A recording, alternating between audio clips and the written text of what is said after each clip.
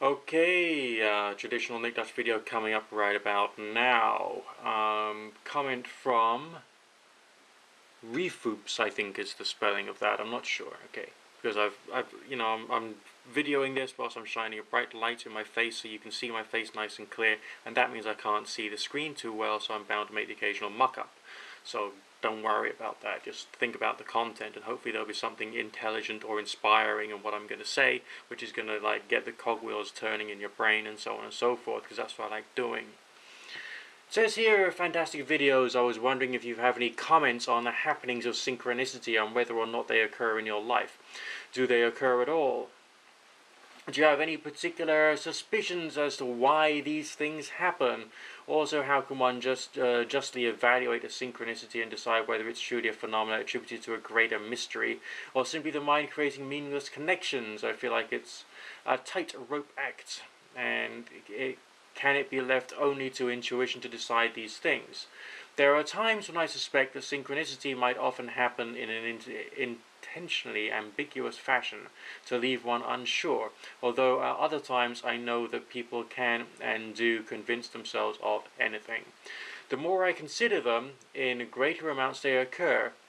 It's particularly a struggle between my intellect and intuition, one telling me I have caught myself in a foolish schizophrenia, the other telling me to keep exploring. What are your thoughts, Nick? I'm amazed your videos don't have more views. Keep doing what you're doing. That's obviously the spirit, you know what I mean? But, chill. The reason my videos are probably not going to get all that much in the way of views is because I'm not speaking to people on a simplistic level. Okay, there's whopping great, university lectures out there on YouTube, which have seriously, the key information from like quantum physics, quantum mechanics, all that kind of stuff, creation of the universe, and blah blah blah, all that real in-depth hard science. And these videos get about 30 views. You know what I mean? It's being viewed by the half of the class from some university somewhere in, I don't know, Atlanta. Are people on YouTube interested necessarily in something which is going to challenge them and make them think? Probably not. I think that people are looking for things which make them feel something, and it's often a more simplistic thing, such as fear of the Illuminati, the aliens, the reptiles. It can be anger against someone who's got a really seriously different political opinion, because that really gets the blood boiling. Or it's like sex or beauty or something simple, very primitive, basically, because that's what a lot of attention-gaining information on the internet and indeed on TV is often about. I mean, the sensationalized or sensationalistic TV shows about accidents and air crashes and all the rest of that, or that you see on certain channels at certain times of the night. Okay, those are theater. They will draw people to view them, and they will become part of, the information in those videos will become part of mass consciousness, because people will start to relate and use that that form of media as a means of relating to one another. I'm not doing something that simple. I'm trying to get people to think and to develop more complex points of view, rather than just to follow one particular political ideology associated with concepts which are culturally fringe, although apparently quite common, if you get my drift. That's why I'm not going to get tons of views. Okay? But never mind, let's have a look at the subject of what you're talking about here. Synchronicity. Carry on exploring, carry on experimenting, see what you can do or achieve, but just don't come to any conclusions or try your hardest not to. There are all kinds of weird things which can happen. Alright, and all kinds of weird synchronicities, like let's say you're watching a TV show which covers one particular subject, and then hey presto, you talk to a friend of yours who doesn't even have a television, and all of a sudden he's talking about the same thing when you meet up in the pub. Alright, so little strange things like that can happen. Or, you wake up with a tune inside your head, and then you go to, I don't know, the nightclub, or the bar, and hey presto, that's the tune that's playing on the jukebox the moment you walk in. Or let's say you wake up thinking of a certain hymn, then all of a sudden that's the hymn which they are singing during church, whatever it is. These things happen. Okay, within church communities, they call these synchronicities the fellowship of the Holy Spirit, or that's part of the fellowship of the Holy Spirit type thing. Okay, that's the way that they see it. But I think that these coincidences are probably a little bit more common than you probably think. Can consciousness be a part of it? Quite possibly.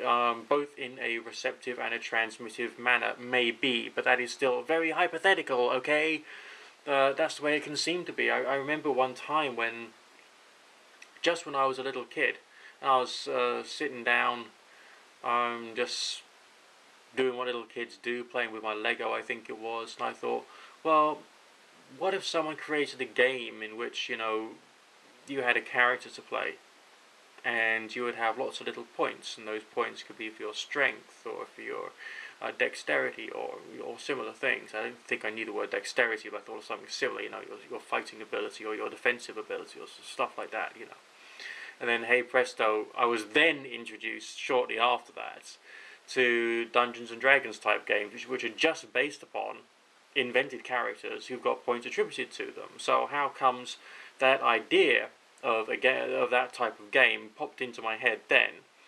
And then, hey presto, I suddenly came across people who were playing that type of game. It was weird, and the sequence of events was weird, of course, because I hadn't heard of that stuff before. Alright? When I was even younger, I think, there was some really crappy book I was given, and it had the astrological signs. I said, oh, that's me. And I pointed to Cancer the Crab. And my father says, yes, actually, that one is yours. It's within your date range. And I thought, really? Because I couldn't read at that time. I was a very small kid, and I couldn't read the dates of July, whatever. So that was another weird synchronicity. Okay, so, and that's only like the tip of the tip of the tip of the tip of the iceberg, if you get my drift. There's lots more that can happen. But I don't think it's worthwhile relying upon these things, because I don't think that really helps us intellectually. I think that could possibly retard us and make us want to move towards superstitious behavior and superstitious thinking, which basically won't help us to grow as people. Alright? Just as people who end up believing in one particular cult interpretation of sociology, psychology, politics, all the rest of that, or indeed religion, or atheism, or agnosticism, or forms of deism, and all the rest of it, and refuse to think that, hey, maybe I could be wrong, or maybe this idea could be expanded further. Alright, that's just as superstitious and retarded, though, isn't it?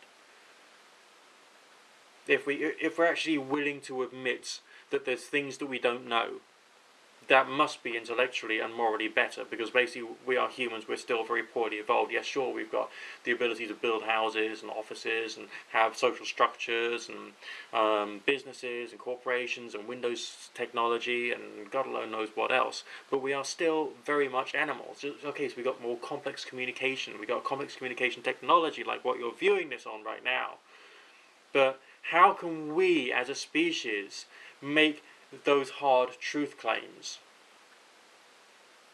Okay, in some subjects we can't. In some, maybe it's more appropriate to, such as gravity or water boiling at 100 degrees Celsius at standard pressure and purity and all the rest of that. But when it comes to things that we're still trying to learn about, we shouldn't put down hard and fast rules.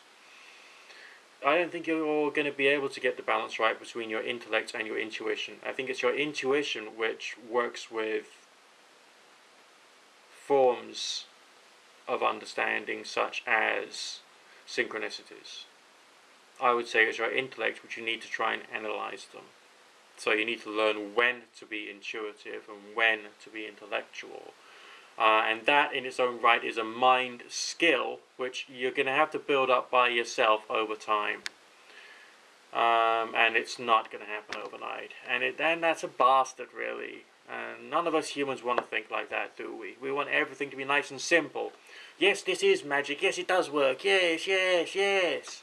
Or my witchcraft is the right witchcraft and your witchcraft is the wrong witchcraft. Or my religion is right, your religion is wrong. Oh. Or, what the fuck ever. And every single subculture thinks the same thing. I mean, I was discussing this with some friends of mine last night.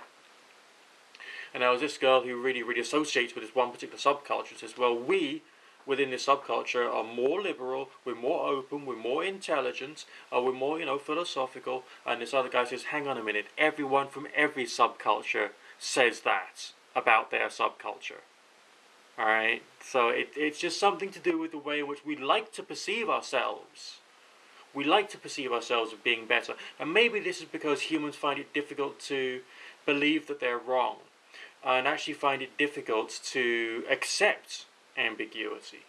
I personally rather like it.